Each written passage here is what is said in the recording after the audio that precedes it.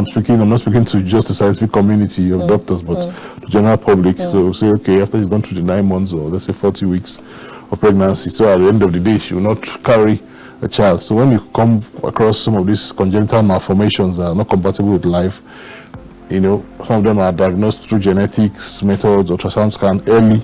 You begin to advise the patient on the need to terminate this pregnancy.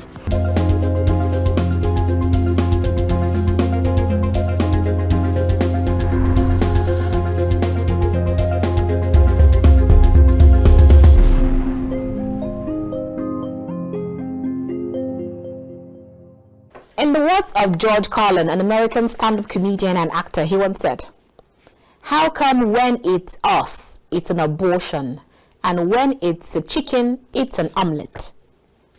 Interesting. Our next one is from Mother Teresa, who is an Albanian Indian Catholic nun. She once said, "It is a poverty to decide that a child must die so that you may live as you wish." Our next quote is from Margaret Sanger. She once said, "No woman can call herself free until she can choose consciously whether she will or will not be a mother." All right, our next quote is from Marilyn Manson, who is an American musician, once said, "We don't like to kill our unborn. We need them to grow up and fight our wars." Okay, our next quote is from Mako Kuma Makonoan, who is a philosopher and social critic, once said, "Millions of deaths would not have happened if it weren't for the consumption of alcohol. The same can be said about millions of births." And my last quote for today is from Shirley Chisholm, who is the first black woman to be elected to the United States Congress in 1968. She once said, "No matter what men think, abortion is a fact of life. Women have always had them, they always have, and they always will. Are they going to have good ones or bad ones? Will the good ones be reserved for the rich, while the poor women go to quacks?" Cheryl is asking that question. Now let's see if we might be able to answer that question this morning. Very warm greetings and welcome to The Conversation. We're reaching you from Kaftan's television studio here in the nation's capital, Abuja. I am Annabel Orji. Abortion is a controversial topic in Nigeria. Abortion in Nigeria is governed by two laws that differ depending on geographical location. Northern Nigeria is governed by the Penal Code and Southern Nigeria is governed by the Criminal Code. The only legal way to have an abortion in Nigeria is if having the child is going to put the mother's life in danger. Now let's talk about the Nigerian law. Nigeria's abortion laws make it one of the most restrictive countries regarding abortion. Nigeria's criminal law system is divided between the northern and the southern states of Nigeria, as I stated earlier. Again, abortion in Nigeria is illegal and carries heavy jail sentence up to 14 years imprisonment unless it is performed to save the life of the pregnant woman. Nevertheless, a large number of clandestine abortions continue to be carried out regularly, often with the dire consequences for the lives of the health of the women involved. Section 228 attempts to procure abortions states, and quote, "Any person who would intend to procure miscarriage of a woman, whether she is or is not with child, unlawfully administers to her or causes her to take any poison or other noxious thing, or uses any force of any kind, or uses any other means whatsoever, is guilty of a felony and is liable to imprisonment for 14 years. While Section 229 attempts to procure own miscarriage states, and quote, "Any woman who would intend to procure her own miscarriage, whether she is or not with child, unlawfully administers to herself any poison or other noxious thing, or uses any force of any kind, or uses any other means whatsoever, or permits any such thing or means to be administered or used to her, is guilty of a felony and is liable to imprisonment for 7 years, while Section 230, supply drugs or instruments to procure abortion, states, and quote, any person who unlawfully supplies to or procures for any person anything whatsoever, knowing that it is intended to be unlawfully used to procure the miscarriage of a woman, whether she is or not with child, is guilty of felony and is liable to imprisonment for 3 years. But the Penal Code operates in northern states with abortion laws contained in Section 232, Section 233, and Section 234 of the sections of the Penal Code parallel to Criminal Code, besides the exception for abortion with the purpose of saving the life of the mother and probably the fetus. The Penal Code's punishment include imprisonment, fine, or even both. The offenses of these codes are punishable regardless of whether the miscarriage was successful. Now, let's take off these cloaks from our eyes and our ears and have this conversation, regardless of how controversial, moral or immoral, legal or illegal it may sound, with my guest, Dr. Audu Onuche, who is a consultant obstetrician and gynecologist, and that's the ONG, like most people like to call it for short. And I also have Damilola Victoria Alabi, who is a legal practitioner. But then, I will still be your host. Welcome.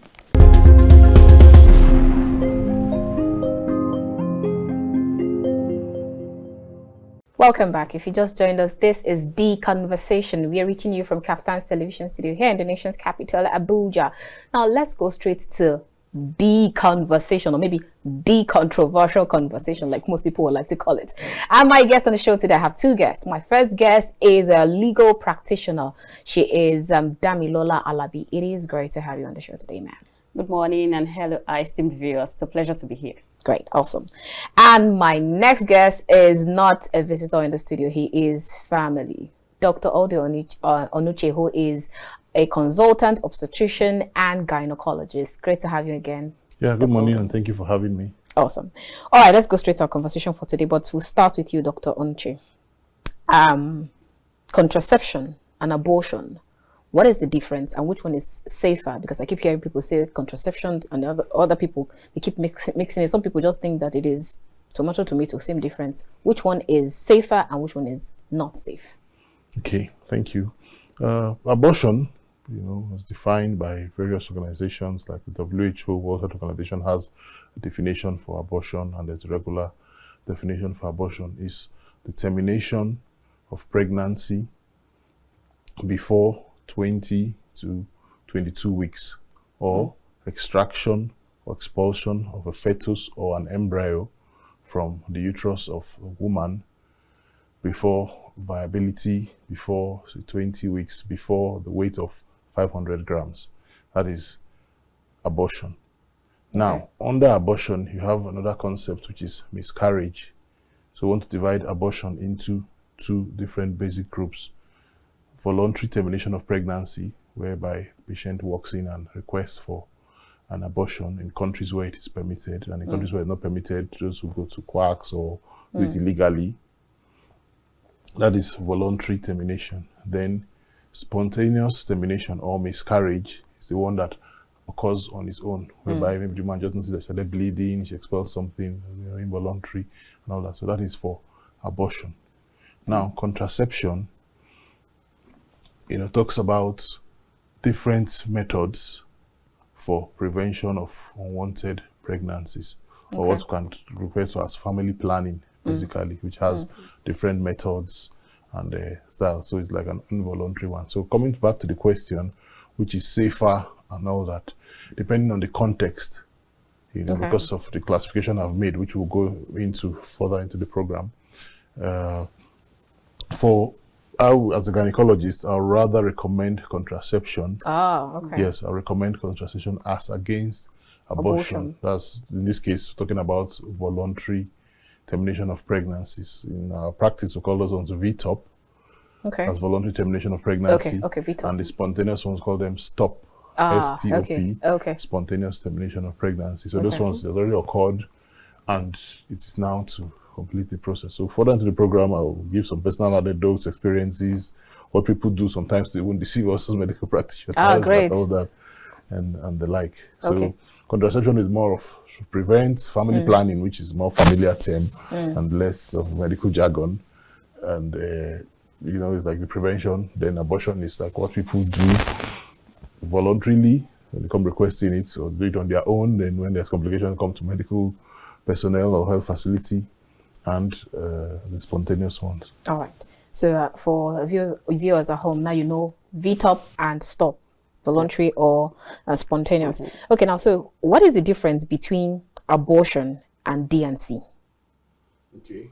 It's not like the difference. D&C, which is dilatation and curettage, is a form of medical or I'll say surgical type of abortion. It's a procedure that is done in a hospital, a health facility, and whereby you dilate. Dilate means to widen, in this case to open. Then you go in with an instrument, the curettage, which is like to say to scrape or to scratch out the product of conception that is inside the uterus, the womb of the woman. So there I could say D&C, which a lot of people know. People just know D&C. They don't even know the meaning. Exactly. Exactly. You know, D&C is a form of surgical abortion. So which is bad, abortion or D&C? And at what point is don't go through abortion, go through D&C, or don't go through D&C? It's strictly abortion. I said maybe you didn't get to it properly.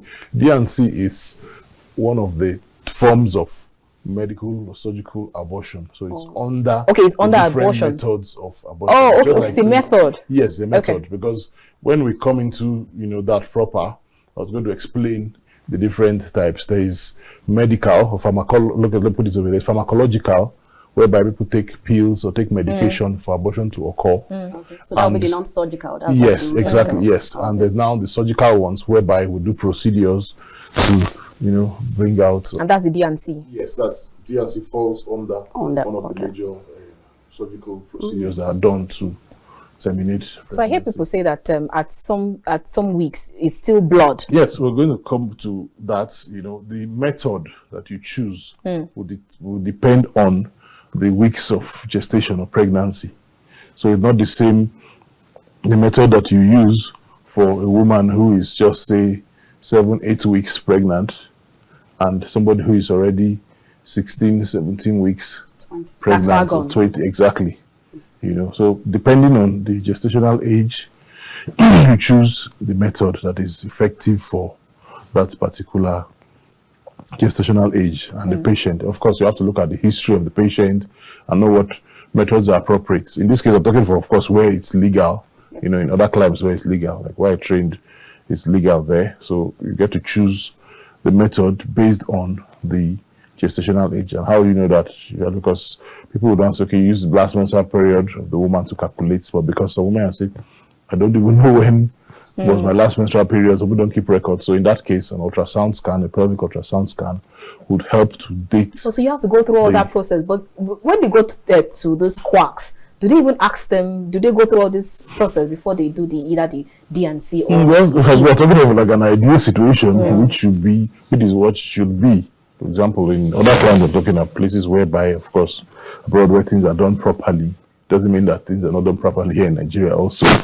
But in those kind of places, those are the correct thing to do, so that it helps you as a doctor, so you don't harm your patient and you don't cause further problems to your patient. So you're supposed to, of course, listen to the patient, ask questions, take a proper history, examine, do, of course, your complementary tests and all that. The ultrasound is just to help you date the pregnancy and know the location of the pregnancy. Because, for example, if the patient has an ectopic pregnancy, that means the pregnancy is not in the womb. Exactly, it's not in the womb.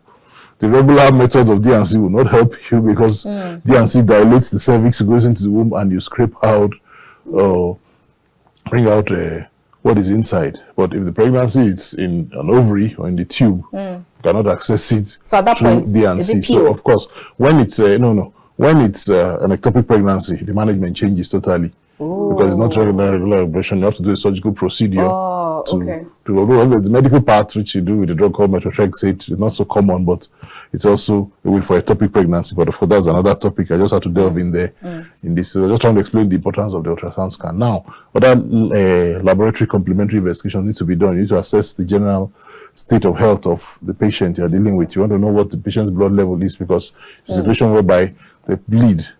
So if the blood level is not optimal, you want to, correct that, make it optimal for you to do a procedure. You want to be sure that there are no infections, you want to do a full blood count and all that, and we want to know what the patient's blood type is in case the patient will require transfusion if you've lost blood. So it's something that should be done properly with all that is required, because it's a medical or surgical procedure. All right. You understand? So very important. All right. So Nollywood has always made us to understand that whenever, because you talked about when the woman begins to bleed, miscarriage. You talked about miscarriage. Yes, that's spontaneous. So whenever we watch Nollywood, we've already believed that any woman that is she just sees blood, it means the baby is gone. Yes. How true is that? Is that 100%? No, it's not.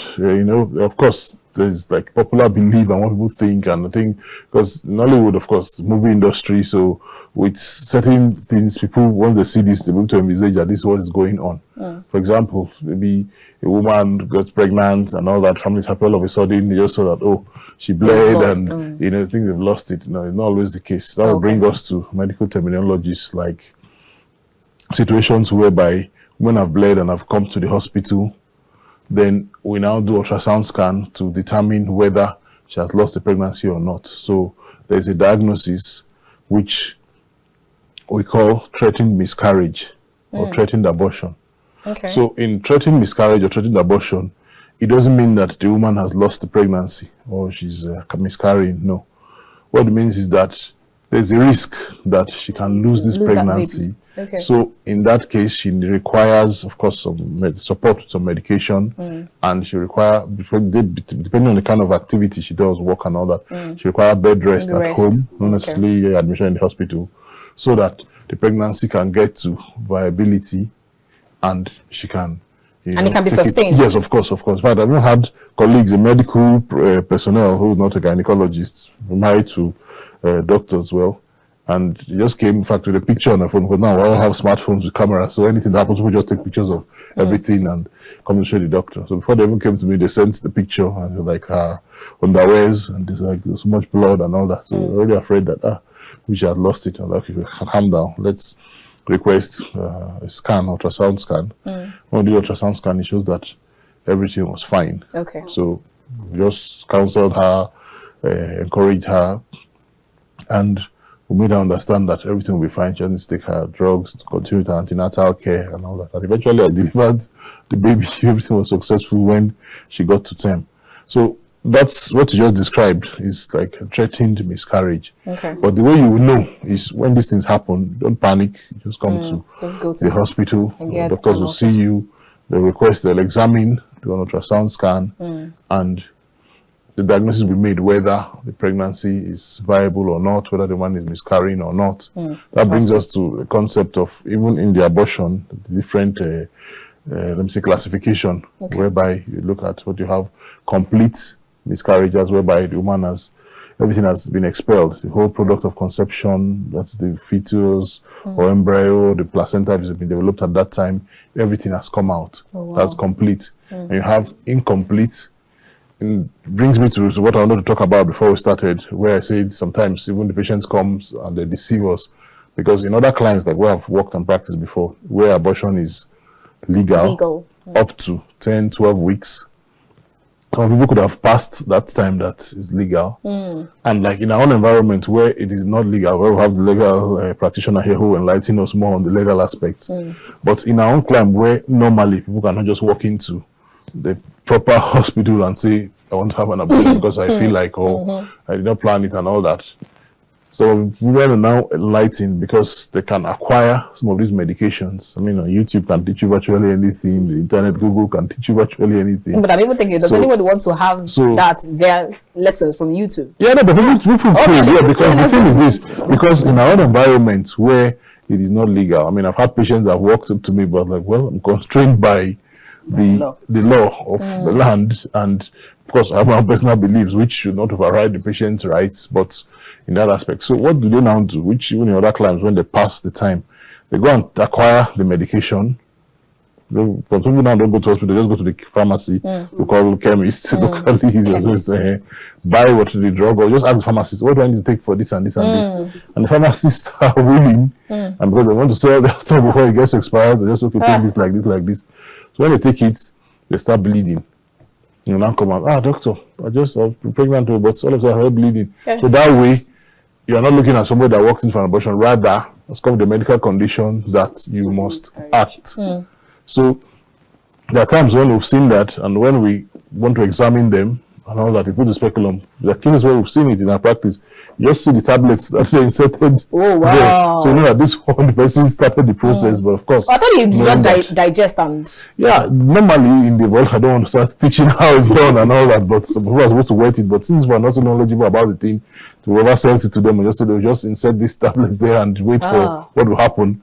So some cases they don't follow all that they need to do, and they put it there, and it takes some time before all the dissolves and all that. But in this particular case, the person started acting, and she came back to the hospital and presented herself as if.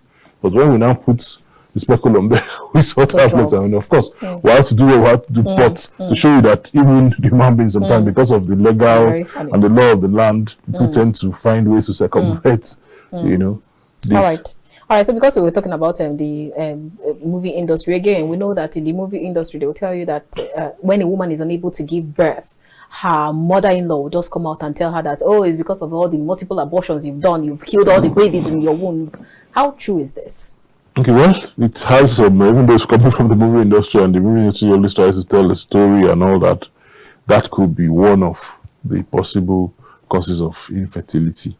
If you've had multiple, say, voluntary terminations of pregnancies, and the methods. Now, we have cases of some of these people, probably in our country where it is not permitted by law. People now find their ways to, those that would agree to do it for them illegally for a fee, or quacks. And some people who somehow, one way or the other, honestly learn how to do the work. You'll be surprised with all the crude methods and things. In fact, we told the people that they use the hangers, we used to hang our clothes to do all manner of stuff. And these things bring complications. So it's the consequence of these complications that eventually can make, getting pregnant in the future when they so desire. I've had cases, of course, I don't want to mention names or where, but I've had cases whereby somebody is getting married or just recently got married, and they come and see you a day before and say, doctor, I'm coming with my husband to be, to have our checks. The truth is, I've done this and this and this. But when you're asking questions in front of my husband, don't bring up this issue and that issue and that issue, because, stuff like that. Or some of them, when they're taking their history, and you're asking them, because you're taking a gynecological or obstetric history, you want to ask the patient, we are supposed to ask the patient how many times she's been pregnant, if she's had miscarriages, and you're supposed to document it. Nowadays, in modern hospitals, we have electronic medical record.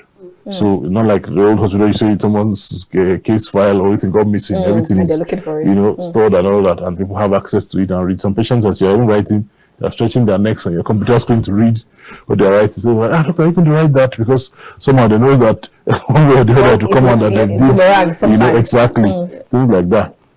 So coming to that, yes, that could play a role. However, because some people now say, oh, the doctor said that this, and some mother-in-laws will not take it as what they use against the daughter-in-laws to say. So there are other causes of infertility. Sometimes it won't be the man. Have even professional colleagues in the field whereby they put all the blame on the woman that she's been married for 3 years or 2 years and she's not gotten pregnant. And we've done everything in the book to check this woman. Her menses is fine, her ovaries are fine, her tubes are fine, everything is okay. And one day, just said, oh, let the husband do a semen SFA, which is semen fluid analysis. And we discovered that was where the problem is. So it was the man, So before anybody can point accusing fingers or anything, a comprehensive check has to be done on both.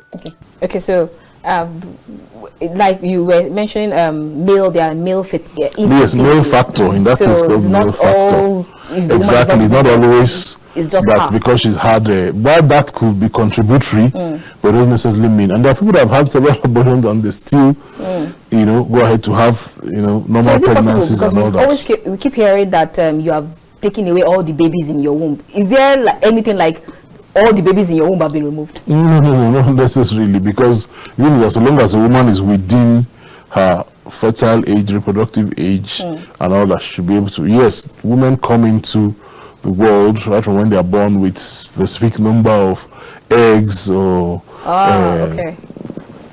You know, this thing. So as of course they're getting older, and through each menstrual cycle, eggs released, and eventually is what comes out as menstruation when when the woman does not get pregnant.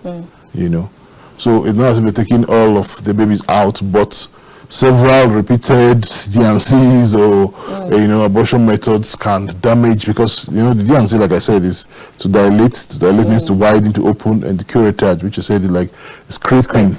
So there is the endometrial lining, or the innermost part of the womb, which plays a role, because when conception, pregnancy occurs, you know, the zygote, which is the fusion of the male sex, the spermatozoid, you know, and the female egg, when they fuse together, they travel through the fallopian tube and get implanted into the endometrium. That's the innermost lining. So when you've scraped off that part with several things, you've damaged the environment. So not only the babies, but it's where the, you know, zygote is supposed to implant, you know. So that is what's in their own terms, those so-called mother-in-laws or the society generally will blame and say because of what the one has done in the past. While that can play a role and be contributory, it's not the only factor responsible. They need to say that to clear the air so people don't get it wrong.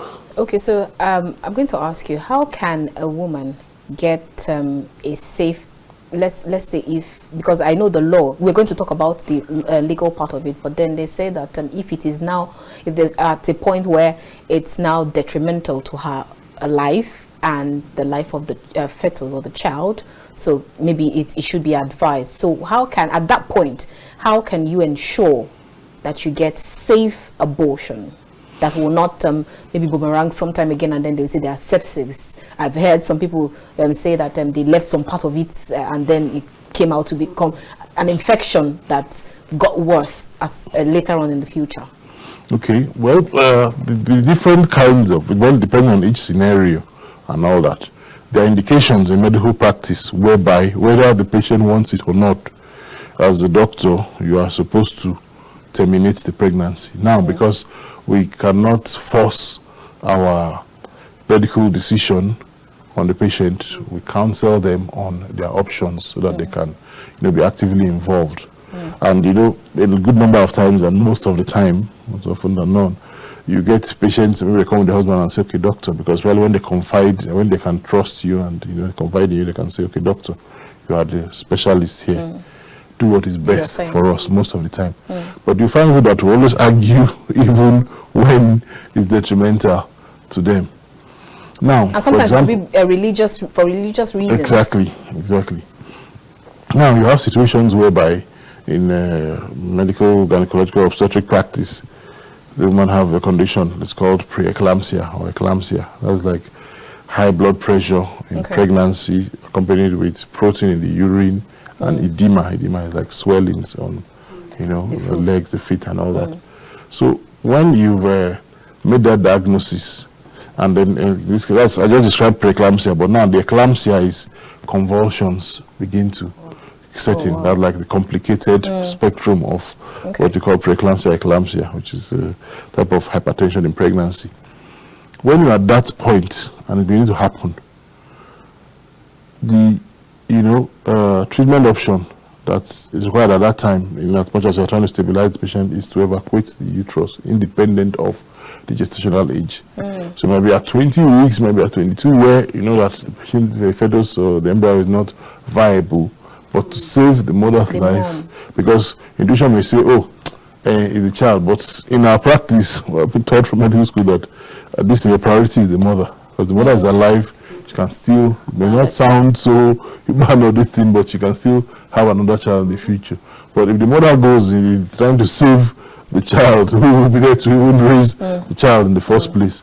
You know, so it brings you to some certain dark aspects of our practice where you have to take certain decisions and all that. So there are situations or indications whereby the doctor, you are mandated to go ahead and perform this. I just mentioned one, which is like the preeclampsia eclampsia. Another one could be where you have what they call congenital malformations, or there are some certain conditions that are not compatible with life. So that eventually, even if the woman goes through the so-called 9 months, which we with obstetricians and gynecologists would prefer to date pregnancy in weeks. But I'm not speaking to just the scientific community of doctors, but to general public. So say, okay, after she's gone through the 9 months or let's say 40 weeks of pregnancy, so at the end of the day, she will not carry a child. So when you come across some of these congenital malformations that are not compatible with life, some of them are diagnosed through genetics methods, ultrasound scan early. You begin to advise the patient on the need to terminate this pregnancy. Other ones could also be from genetic point of view where the genotype of the father and the mother, like maybe people are AS, there's a risk or the probability that they can have a child with sickle cell. So now there are tests that are quite expensive, but they can be done. The CVS, which is the chorionic villus sampling, can be done as early as up to 14 weeks pregnancy, whereby you can know if the fetus or the embryo that the woman is carrying, which eventually become a baby, is the genotype that you have.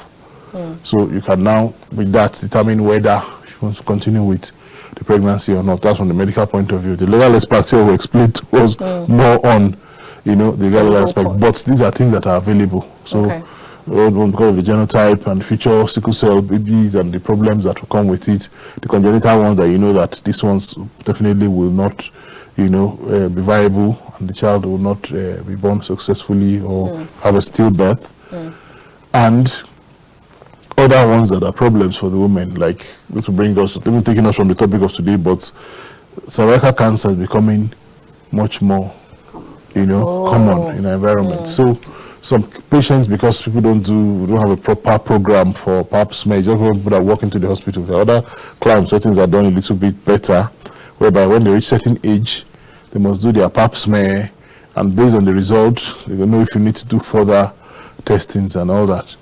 So that if the diagnosis is made before now, you know what to advise your patient. But there are some that is maybe during pregnancy that you come and discover that, this patient has a particular stage of cervical cancer. Oh, wow. And you know that if you allow her continue, it will be detrimental to her health. So in those kind of medical conditions, of course, you need to advise your patient that you cannot continue with this.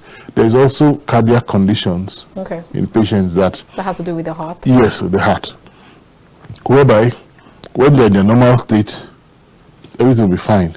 But in pregnancy, because pregnancy comes with a lot of things, the level of fluid, our bodies are made up of 70% water. So of course, in that fluid, you have the blood, the different parts of the cells in the body and all that. So in pregnancy, because of course amniotic fluid and all that comes in, so there's an increase in fluids in pregnant women, and it puts them at a lot of risk. The fetus is growing, the womb is growing, it pushes up the diaphragm, so the abdominal cavity size gets increased at the expense of the thoracic cavity, which is where we breathe. So as it's going up, pushing up the diaphragm that divides abdominal cavity from thoracic cavity. So you'll have less space for breathing. The heart shifts off, the lungs and all that. So that already puts you at so much risk. And this can exacerbate or worsen, these cardiac conditions like what you call cardiac myopathy in pregnancy, peripartum cardiac myopathy. So pregnancy can worsen this, and some patients can lose their lives with this. The patients that have kidney conditions, renal failure, that pregnancy can worsen also. So when you make diagnosis of these kind of conditions, those ones medically, you now have indications whereby you may have to terminate the pregnancy. Okay, so we're actually due for a break, but before we go on that break, now, if with taking a cue from where all that you said and where you landed, if pregnant at that point abortion is safe, but then the legal people will tell you that where your rights starts, that's where another person's rights stop. So why does it now feel like killing or committing an abortion now looks like it's a big deal? Okay, well, in that case, the terminology can change, because you see the definition of abortion, we said up to 20 weeks or 22 weeks, or rate of conception of about 500 grams as defined by WHO, which is World Health Organization. Now, in this case, because I think what the law, we have the legal expert, I don't want to preempt her, but in my own thinking, I think where the law targets basically is like the indiscriminate thing of people just, they have sex, come together, then clear the thing of, let me just, especially for example, maybe a married man has what we call like a side chick or a girlfriend, whatever, and she got pregnant for him, or students in university, or people are not ready. Sometimes even married couples come in sometimes, yes, they're not ready, So that indiscriminate one, I think basically is what the law targets. But when it comes to medical this thing, because you're not acting as a medical professional, because you have the patient, there's a duty of care, which I'm sure the legal practitioner, these are the areas we don't like to go into. But the legal practitioner is here and she'll clear the air more on that.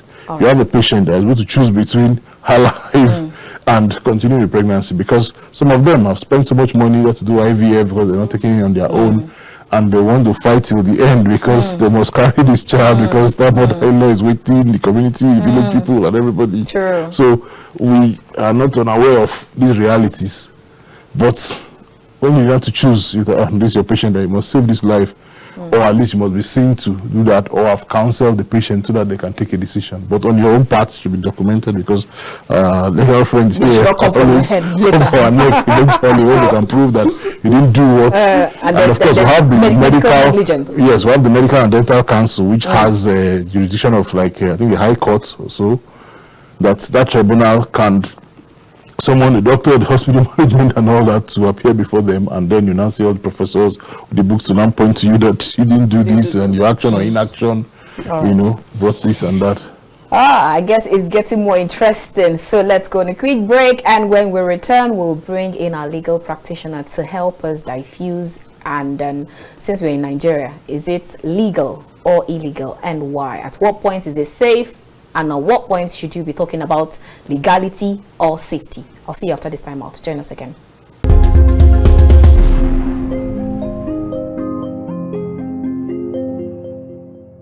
First of all, it's not just a woman. Even if you procure, whether you're a medical practitioner, a chemist, operator, a pharmacy operator, the people with the blue curtains, with all sorts. Blue curtains. All sorts. If you procure. Now, it's interesting that the woman does not even have to be pregnant. If you procure a miscarriage, because the law uses the word miscarriage for the woman, whether she's pregnant or not. That's an abortion. Yeah, whether she's pregnant or not. If she believes that she's pregnant, and she comes to you, and you give her whatever it is you give her to drink, to inject, to take, and whatever, blood flows, and the procedure for miscarriage. Now, it doesn't matter if eventually it was discovered that she was not even pregnant. Once you do that, you're culpable.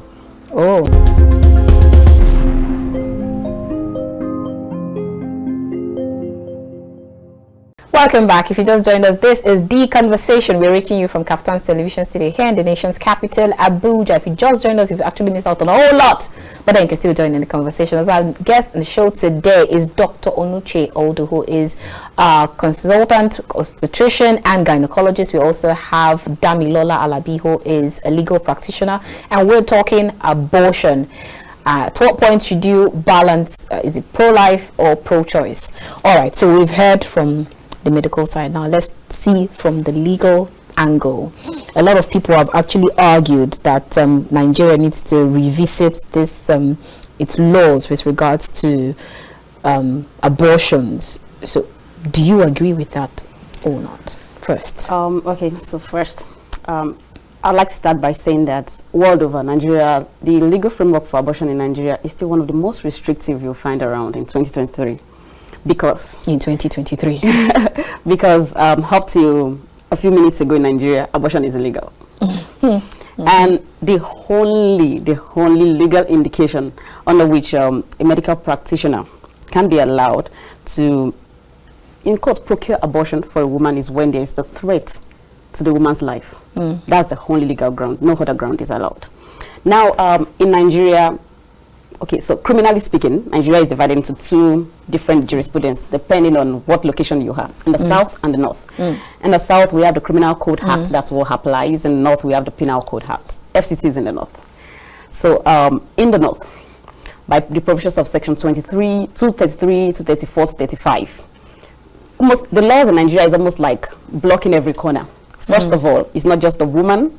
Even if you procure, like whether you're a medical practitioner, a chemist, operator, a pharmacy operator, the people with the blue curtains who do all sorts. Blue curtains. All sorts. If you procure. Now, it's interesting that the woman does not even have to be pregnant. If you procure a miscarriage, because the law uses the word miscarriage for the woman, whether she's pregnant or not. That's an abortion. Yeah, whether she's pregnant or not. If she believes that she's pregnant, and she comes to you, and you give her whatever it is you give her to drink, to inject, to take, and whatever blood flows, and the procedure for miscarriage. Now, it doesn't matter if eventually it was discovered that she was not even pregnant. Once you do that, you're culpable. In fact, in the North, you are liable to either imprisonment and or fine. That is, you can go to prison and still pay fine. In the South, under the Criminal Code Act, it's term of imprisonment. There's no provision for fine. In fact, under the Criminal Code Act, even if it's just somebody who you give a substance to somebody, like you just offer whatever it's maybe you had that, this thing can make somebody have an abortion, and maybe the girlfriend and the boyfriend is like, okay, take this. Not knowing whether she's even pregnant yet or not, but because they had unprotected sex. So, like, okay, drink it. No. Isn't that the part where it is the contraception? No, that's not contraception. Okay, no. Now, law is very interesting. We don't just look at your action, we look at your heart. So, there's a case of the guilty heart and the guilty act. So, for somebody to have been said to have committed a crime, because it is a crime, for it to be said to have committed a crime, it's not just your action. Now, the intention is also part of what factors in. So we call it the actus reus, the mens rea. Actus reus is your action, the guilty act. Now, mens rea is the guilty mind. So if you did it with the intention of procuring an abortion, whether she was pregnant or not, you have committed a crime. You're culpable. So, and it goes as far as 7 years imprisonment. The medical doctor who does it in the South is liable to as far as 14 years.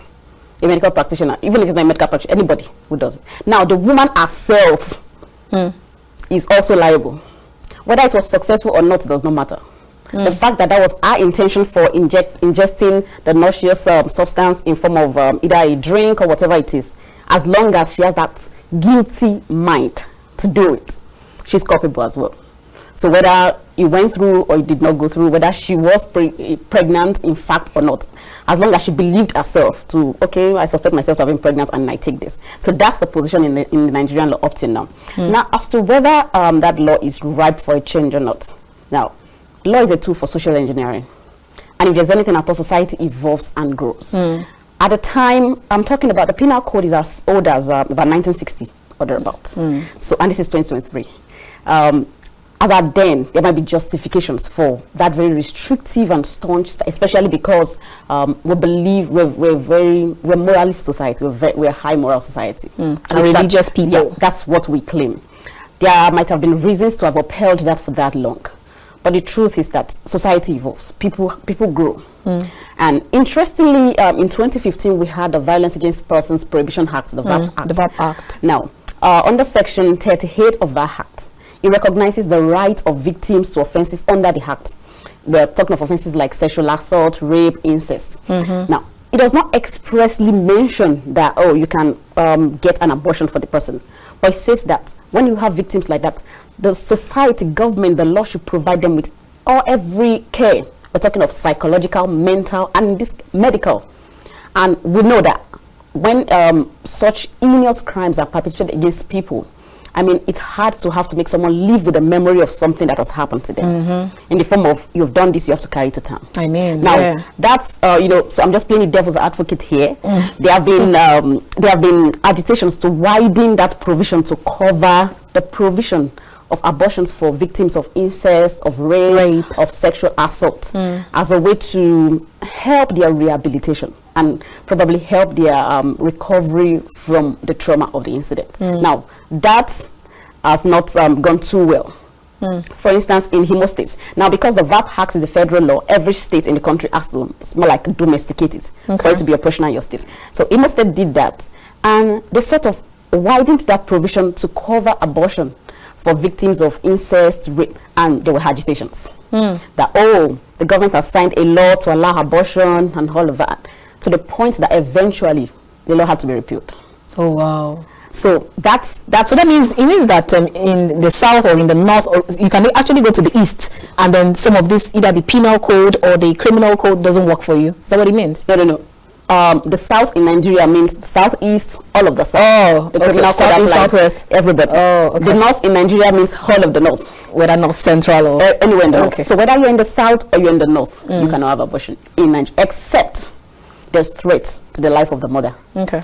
So, and that's something else that I'd like to engage subsequently, because then we talk of threat to the health of the mother. According to the WHO definition of health, it's not just a state of not being physically unwell. You know, like doctor said, he mentioned some medical conditions, eclampsia, preeclampsia, and you know, congenital deformities and issues like that. But what if it is not a state of physical unwellness, but mental unwellness? I mean, according to the WHO definition of health, talks of even economic, social, and all of that. So what if it is for any of these reasons? Does our law anticipate that a woman might want to have the pregnancy could be a threat to a woman's life or to a woman's health, but not necessarily medically? Would that be a ground for a doctor to be like, okay, how does she make the case? How does she make the case for this pregnancy is a threat to my health, not my medical health this time around, my mental health, my economic health, social? Yes, my social health. How does she make that case? So that's something the law might want to step up to. So I just keep wondering, as an adult, if one decides to get if one gets pregnant unplanned, either through, okay, let's leave the sexual intercourse part. Let's talk about, because you talked about rape or sexual assault and all, and then that woman doesn't want to go through that trauma all the days of her life, because I've seen people who, I've actually interviewed someone who said that she got pregnant through rape from one of these insurgents and through this kidnapping and all, but she had to keep that baby. So you can imagine the trauma that she had to go through. So why do you have to ask people to keep that baby? And I'm trying to be very, I'm saying this in all decency and all, why not just, if she has to live all her life remembering that this boy is the reason why, or if is a product of rape or product of, why not, what are lawyers or what are civil society organizations doing in this regard? Are they saying that we should let it stay, and some legal people or some politician or should just have a law and say that keep such baby forever and keep mourning at your grave? Okay, so thankfully you mentioned civil societies, and recently there have been a lot of we have to, applaud where progress has been made. We're not where we want to get to yet, but now there's a protocol, more like a protocol for treating or for taking care of or managing victims of let's say rape, incest, especially where it is reported. Now, Mark reported. And we know that a lot of these crimes are not reported. So that's where the problem is. Now, the management system is you report. We have we call them SAC centers, sexual assault referral centers. Okay. Across different states. In the north, almost everywhere. So when you report, you present the victim, the police station. Now, the line of management is the victim is supposed to be taken to those SAC centers. She's examined. She's placed on emergency medications immediately, so more like emergency contraceptive to prevent pregnancy from happening. Yes. Oh, okay. So does the law accept that one? Yes, because that is not abortion. They're not procuring miscarriage. Okay. That is more like to prevent in case anything has happened, because actually she might not be pregnant yet. But that's also so she's placed on that while investigation is still ongoing. But then the problem is reporting, and then reporting timelessly.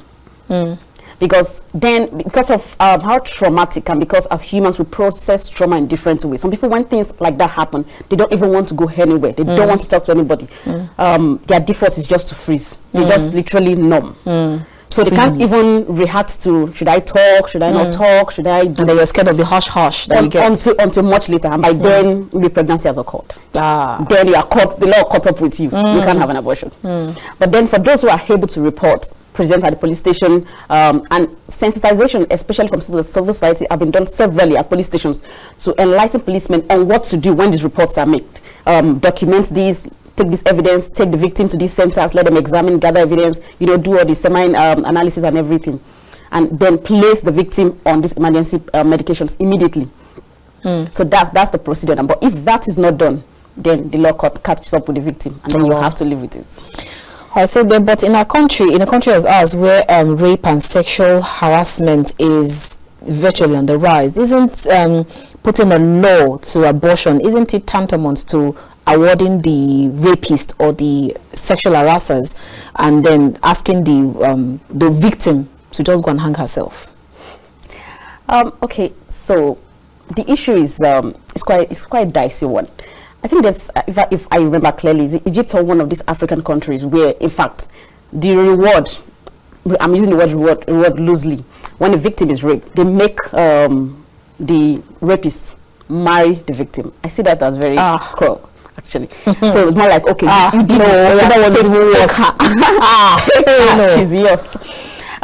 But then again, you know, now the flip side to it, why society frowned at liberalizing, in quote, abortion is that then it makes it a free for all. People just want to jump at it. Yes, people just go to have sex indiscriminately, and then they come to realize that, oh, okay, yeah, apparently we don't want this baby. Okay, but it's not even having the abortion, so and he just walk into a Planned Parenthood center and then get it done. And society is like, no, we want to preserve the sanctity of marriage, family values, societal morality, and all of that. So we won't make it a free. We don't want you to even think of it.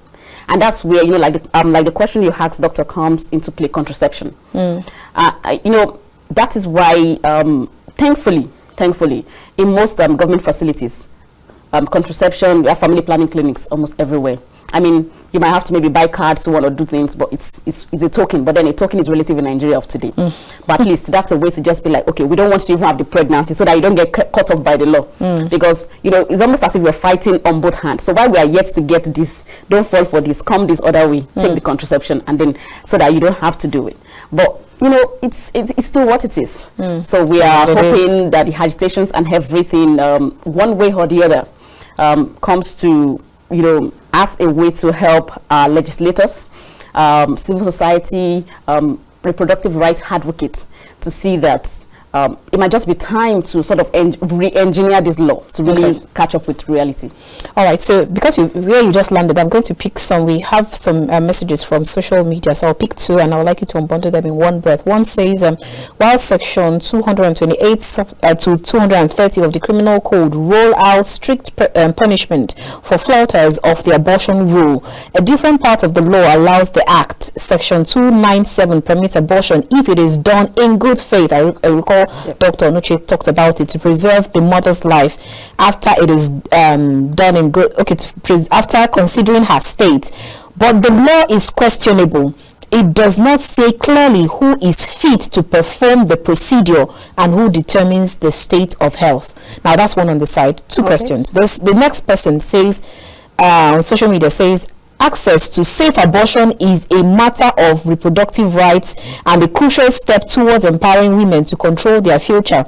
Nigeria must step up if it wants to stand on par with other advanced countries in the world that is becoming increasingly aware of the importance of human rights. For a country that is signatory to many international treaties and laws that protect women's rights and human rights, how much of a challenge does this pose? Okay, so to the first question. Yes, to the first question. Now, who is fit to perform the procedure and who determines the state of health? I think that question goes without saying. We cannot expect, this is a question of life. We cannot just expect that, oh, okay, because the law says if the life of the woman is at risk, then almost anybody can perform. It's a medical procedure. And it goes without saying, only persons who are trained to do it should do it. Okay. And we're talking of medical practitioners this time around. So that's where you have the ONGs. So that's, but my own flip that I would even like to introduce into that was when doctor said, when the doctor judges it right, that, okay, this is in the best interest of the mother, let's have it. Now my question is, it is a fundamental principle in medical law that a victim has the right to refuse treatment, a particular course of treatment, except children. Because now up to the Supreme Court, we have a Supreme Court judgment that a parent cannot refuse a particular course of treatment on behalf of a child. But for an adult, I'm able-bodied, I'm sane, I can be like, okay, yeah, you said this is a threat to my life, but I still want to carry it to term. Okay, so we'll allow you to respond to that. So that when you're done with that, so then the other one, the treaties, we know we are co-signees to ICCPR and all. Okay, so all over the world, there's still a push to recognize reproductive rights as human rights. To recognize that women should have that right, to recognize that when you empower women, when you push for reproductive rights, you're not just helping women make choices. You're also helping them make not just health choices, you're thinking of their finances, their education. You're helping, it's a way of keeping females in school, financially empowering them, and all these other things. Now, Nigeria is a signatory to these laws, but one thing we should also understand is that every country has, it's called more like our cultural intelligence system. We still have this, like I said, there's still this moral, religious, and cultural ties to everything. So until, I don't know, until probably our culture, our norms, our morals evolve to the point that we recognize that, okay, this thing should probably be allowed. The law is pretty much like more like following after that, more like following after our culture. So, because if you try in Nigeria to put the law ahead of the culture and the moral, there'll be an uproar. And generally, we're trying to stabilize. We don't want people to shout too much, and especially for a country like Nigeria where religious bodies hold very strong sway. You don't want to step on the wrong toes, in quotes. So for now, but that's a very crucial one. I mean, for a country like Nigeria, we're signatory to several of these. And it actually even bothers me why. I also read that British, that even colonized us, they instituted the abortion laws in the 13th century, over 100 years later, and then they've even moved on, but we're still holding on to it. Let's not go there. A very typical to most of our laws is that they are inherited. They have this colonial undertone to them. Now, the way I like to say it in a very loose way, that Nigerians, once they give us something, we hold on to it and we never let it go. So even when people who gave it to us are like, okay, we think this thing needs to be amended, we're like, no, we are sticking to the old-fashioned way. This is the way to go. So that's like what we have. So we have a marriage act that is as old as 19 whatever. And the principles of marriage, even in Britain, has pretty much advanced beyond that. But we're still holding on to that and saying, no, this is the way it has to be. We keep sticking to it. All right. So that's the issue. Okay, so Dr. you like to respond to that? Yes, like you said, so maybe to listen to me very well, very clear. I think I said it in several instances and opportunities that what we do in modern medical practice, and which I also do personally, is we try to educate the patient on the conditions, but we don't take decisions for them. Give them like informed consent. We explain to them and say the options. Now, a good number of patients will turn to you and say, you are the doctor, you are the expert, they confide in you, they trust your opinion. Just do your thing. Then in that case, they give you as the doctor to make a decision for them. But in every instance, we make sure we always give the patients, and sometimes, like I said, that there's usually a little or a few that even though you tell them that continuing with this pregnancy is not in their best health interest, they will want to continue.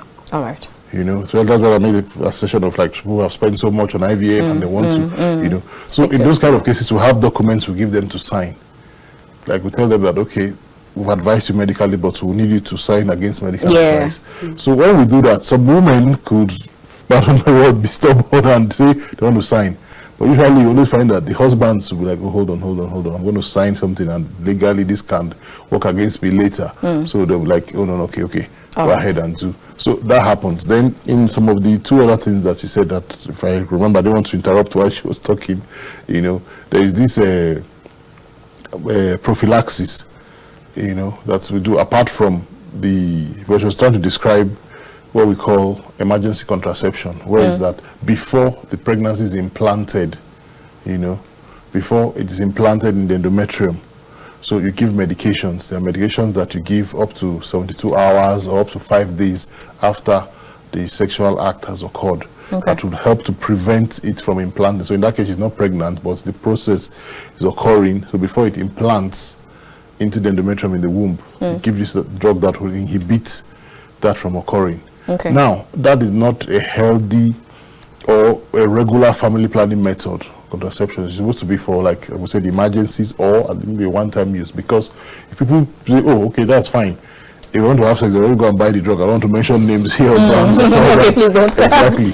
You know, but there's a drug that they can take that is okay. If I take this, even if it's up to 72 hours or 5 days after having sex, I'll not get pregnant. Some people just have ideas in their mind and just buy the drug, and they're finishing the sex, they just take it and swallowing things. They will not get pregnant. Now, what does that do to a woman? You need to say this so that people don't just get ideas in their head. This will now alter their menstrual cycles, the menstrual irregularities, and all the problems that come with that, because some of these drugs are hormonal. Okay. To now create some imbalance. So it's not an area that we want to advise people to go to where there's no emergency. So that's the one for, you know, the method which talked about where they're taking to and giving drugs so that in case of rape, incest, and all that. Then further to that, another thing that can be done, which people also do, is they give them, you know, prophylactic drugs, because sometimes some of these people that rape, they could have HIV, hepatitis, and all that. So medications to prevent some of these infections can also be given. That was for one aspect. Then I think there's no argument on who determines the state of health, because I mean, if you want to apply for a job now in most modern places, they say go and bring a medical certificate of fitness. Or want to serve as a copper NYC, they say go and bring a medical you're going to get a job. So exactly. So if every society knows that it is in a medical facility, medical professionals that can really determine your state of health and well-being and all that. So it doesn't fall on just any other person to determine. All right, before we let you go, our time is completely fast spent, but Dr. Onuche, before we let you go, I'm going to ask you 2 questions, and I'll quickly like you to take them, if possible. Help us in 1 minute. And the first one is, as a doctor, if you are between that the devil and the deep blue sea, I have to save a life of a patient and her fetus. But yet bearing in mind that I'm operating in a society that says no completely to abortion, at that point, what will you do? That's one on the side. And then I keep getting people send me messages on social media asking that, please, what is the best or healthiest way to tighten a woman's vagina after birth? Okay, well, let's address the topic first, then we can talk about the second one, more of a cosmetic thing and all that. Okay, so the first question, if I got it right, is if I'm between to save the life of your patient. Yes. And then you're operating in Nigeria where it is illegal to have an abortion, but abortion is just the alternative. Already he has an exemption. I've said that in most of my things, but however, like I will say, every condition has its individuality. You address or you attend to every situation based on what is obtainable. There are situations whereby, because I mean, we work for a hospital, an institution, you have a management and all that. We have legal practitioners as well, like our hospital lawyers, to guide us on the legal aspects, because we don't know all the legal things and what's the patient's rights, and we know the basic that we need to work with, but sometimes we must fall in. So sometimes we discuss these things and look at the situation. Now, where there's a medical indication, the medical indication can go further to divide it into the maternal ones, that's the one that are depending on the mother, or the fetal ones, which depend on the fetus or the embryo, which is the baby, depending on what it is. All right. But in obstetric practice, the goal is your patient, who is the mother. First. All right, great. But she needs to be alive to take your baby and further, you know. All right, so for the vagina part, if you can the second one, quickly, okay. Each case has to be evaluated to know what exactly the problem is and all that. Now, most spas and health thing have all manner of things. They don't want to make advert for anybody and all that. They've not paid for advert anyway.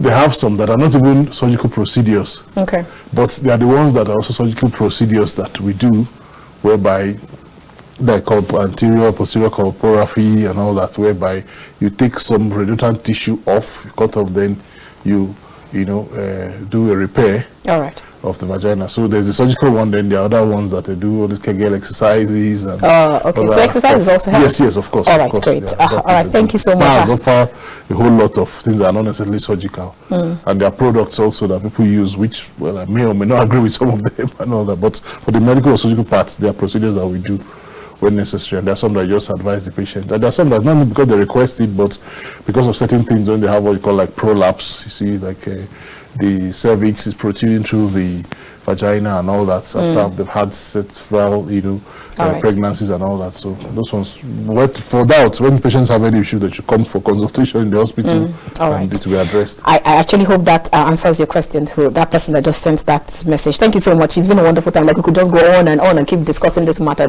Dr. Onuche Audu, it's always a pleasure having this discussion with you. And thank you so much for coming, Victoria. Thank you very much. Thank you so much.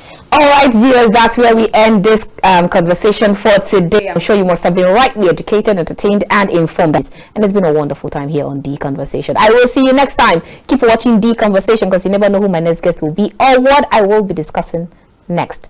From the nation's capital, Abuja, I am Annabel Orji. God bless you and yours, and God bless Nigeria.